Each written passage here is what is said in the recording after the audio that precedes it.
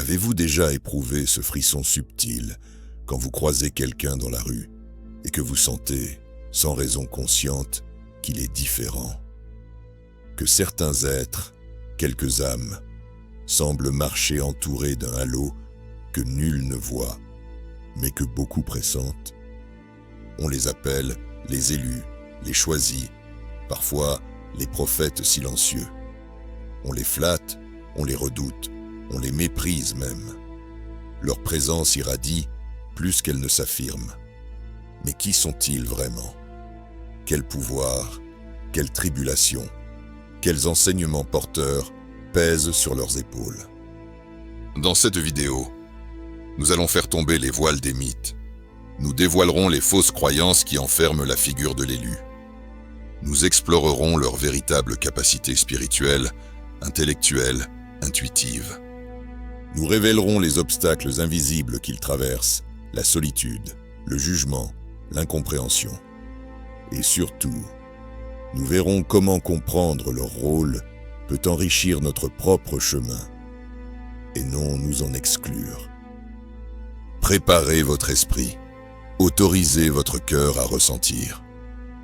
Ce que vous allez entendre n'est pas de l'idéologie, c'est une exploration vivante, une ouverture vers les profondeurs de ce que être élu signifie vraiment. Et avant que nous commencions, abonnez-vous, activez la cloche, likez si cette quête vous touche et partagez en commentaire ce que vous ressentez face à ceux que l'on nomme les élus. Chapitre 1. L'aura invisible. Qui sont vraiment les élus? Dès leur apparition dans les récits sacrés, les élus ont été enveloppés de mystères. Certains les peignent comme des figures mythiques, d'autres comme des êtres réels, marchant parmi nous. Mais ces interprétations voilées ne captent qu'un fragment de leur nature. Pour comprendre leur essence, il faut aller au-delà des légendes. Les élus ne sont pas seulement des personnages du destin. Ils incarnent une densité spirituelle, un point de tension entre le visible et l'invisible. Ils ne portent pas un masque, ils traversent les voiles. Leur compagnie révèle ce que la plupart se refusent à voir. Souvent, on dit que les élus sont protégés par le divin. Ce n'est pas simplement une croyance poétique, mais une réalité énergétique subtile. Autour d'eux vibre une force imperceptible. Ni bouclier passif, ni pouvoir imposé, mais une résonance de soutien. Cette vibration centrale touche les âmes autour d'eux, déplaçant des énergies, ouvrant des portes invisibles. Mais ce don ne les arrache pas à la condition humaine. Ils connaissent le doute, la douleur, les nuits sans lumière. Ce qui les distingue, ce n'est pas l'absence d'ombre, mais leur capacité à s'en tenir debout dans l'obscurité. Ils ne sont pas intemporels, ils sont intérieurs. Cette réalité les rend à la fois redoutables et vulnérables. Car pour défier un élu, on ne s'attaque pas à un simple individu. On entre en tension avec la trame même de l'énergie qu'il porte. Mauvaise lecture, offense ou mépris, ces actes résonnent plus largement qu'on ne le croit. Ce premier chapitre vous invite à redéfinir votre regard. Ne voyez pas les élus comme des géants étrangers, mais comme des éclats de vérité incarnés parmi nous. Quand vous reconnaîtrez cette nuance, vous vous ouvrirez à une relation plus juste avec leur présence, moins empreinte de crainte, plus faite de respect. Chapitre 2. Mythe populaire autour des élus. Démêler l'ombre de la lumière. Avant de pouvoir voir clairement, il faut d'abord distinguer le vrai du faux. Les élus sont entourés de légendes, d'exagérations, mais aussi de peurs projetées. Nous allons exposer quelques mythes fréquents, non pour les réfuter avec arrogance, mais pour qu'on les transmute en discernement. Mythe 1. Les élus ne souffrent jamais. On imagine souvent que ceux qui sont choisis sont exempts de douleur, d'échecs, d'ombre. Mais la vérité est tout autre.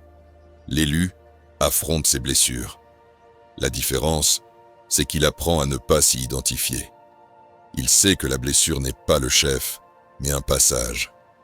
Leurs nuits peuvent être longues, leurs doutes profonds, et pourtant, ils continuent de se tenir dans une lumière invisible. Mythe 2. Être élu, c'est être supérieur.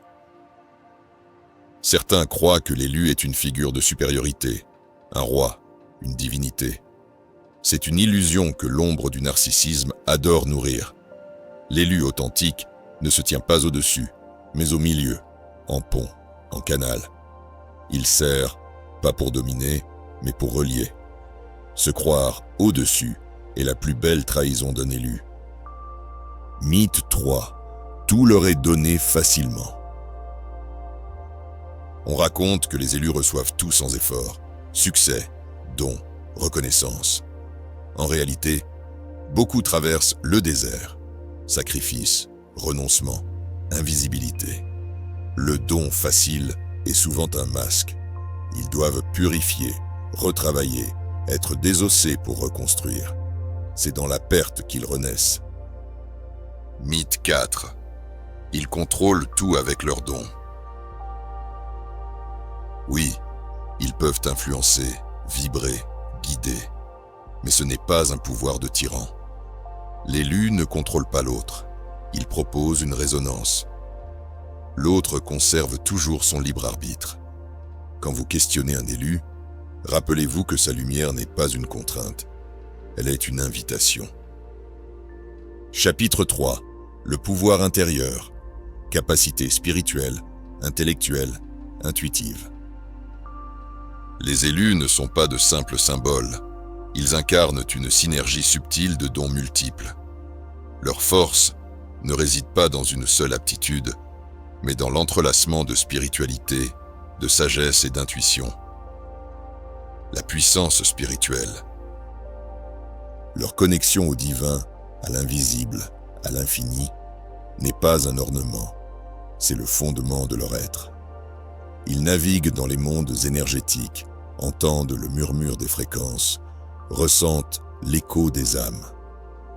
Cette force invisible n'est pas faible. Elle structure leur champ, modèle leur trajectoire, les protège quand les énergies hostiles se présentent. Même dans le tumulte, ils restent ancrés, car leur ancrage est intérieur, non construit par les circonstances. Intelligence transcendante. Ce n'est pas seulement savoir beaucoup, c'est penser autrement. Ces êtres perçoivent les mailles invisibles de la réalité, sentent les flux, là où les autres voient des obstacles. Ils ne résolvent pas un problème, ils redéfinissent le problème. Lorsqu'ils parlent, leurs mots ne sont pas des slogans, ils sont des passerelles vers des idées plus vastes. Ils ne convainquent pas par l'argument seul, mais par la résonance que leur discours provoque dans l'âme de ceux qui écoutent. L'intuition profonde. Au-delà de la pensée, ils savent. Ils pressentent, perçoivent, devinent ce que le mental ne peut appréhender. Cette intuition n'est pas magique.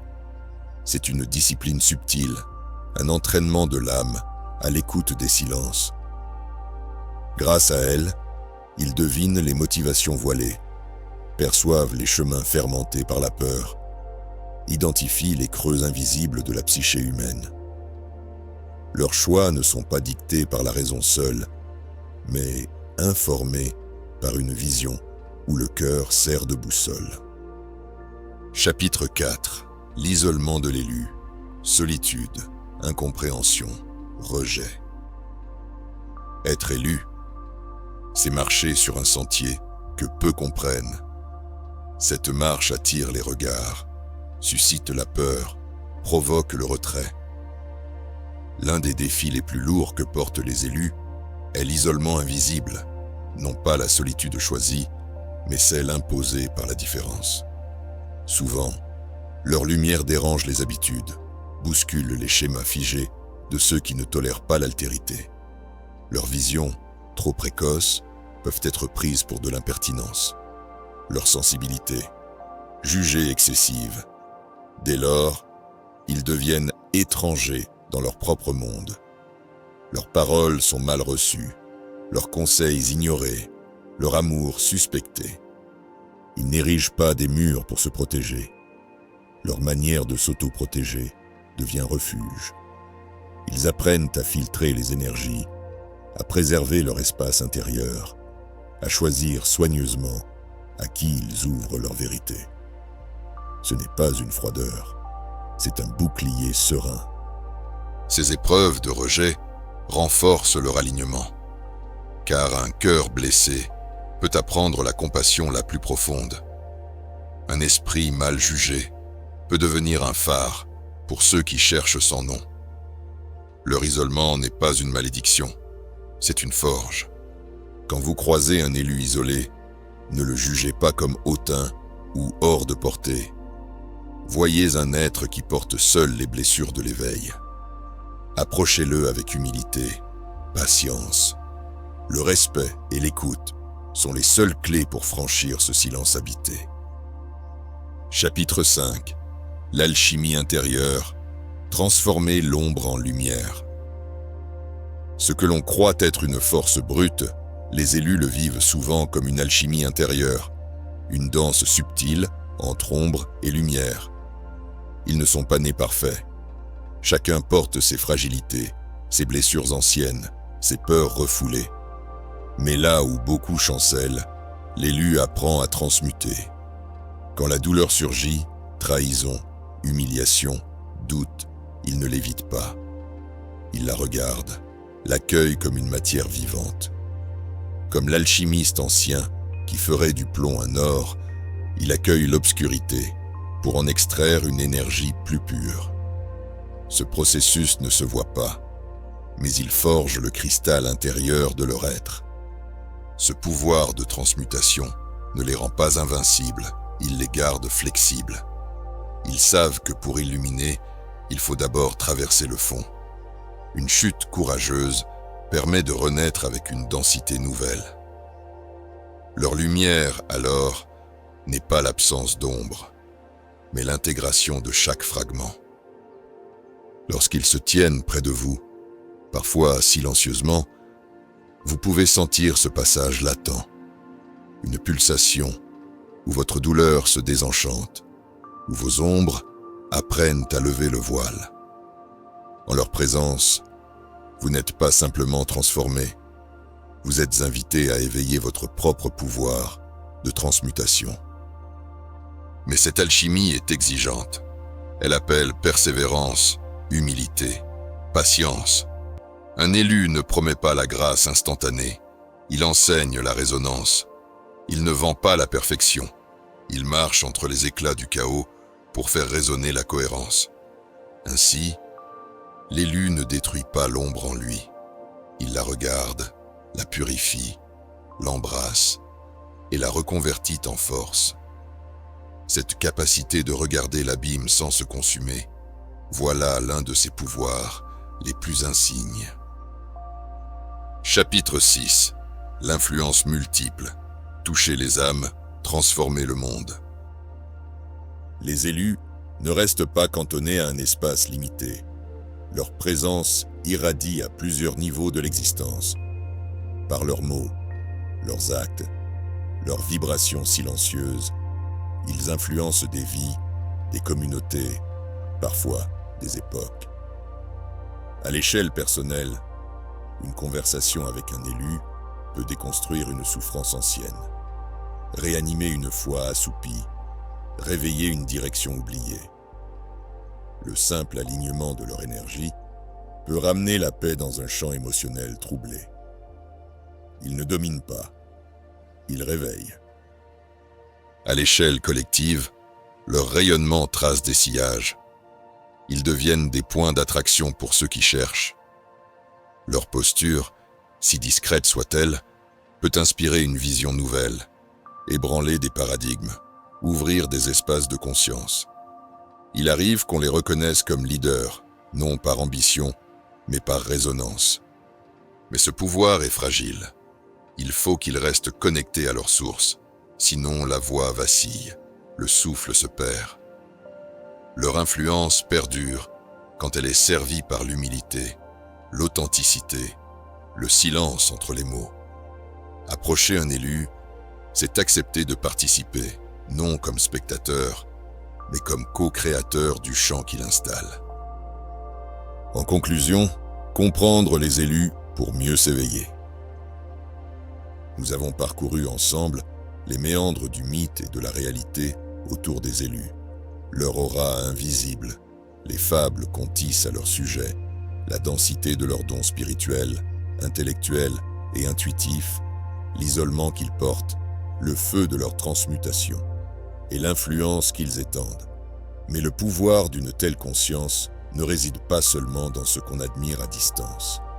Il habite chaque regard, chaque respiration, chaque choix que vous posez. En reconnaissant ce que l'élu porte, sa fragilité, sa lumière, sa tension, vous ouvrez une porte, celle de votre propre éveil. Peut-être êtes-vous déjà relié à l'un de ces élus. Peut-être êtes-vous vous-même porteur d'un écho d'élus. Quand vous dissipez les idées reçues, vous apprenez à voir l'humain derrière la légende, le chemin derrière le don, le mystère derrière l'apparence. Que cette vidéo soit un tremplin pour la compréhension, pour l'harmonie, pour la reconnaissance mutuelle. Approchons les élus, non pas comme des jets visibles, mais comme des lumières partagées. Offrons-leur respect, écoute, humilité. Non pour les diviniser, mais pour collaborer à réveiller ce même souffle en nous. Si ce message vous touche, abonnez-vous, activez la cloche, likez et partagez ce que ces paroles résonnent en vous dans les commentaires. Ensemble, faisons vibrer ce qu'il y a de plus juste.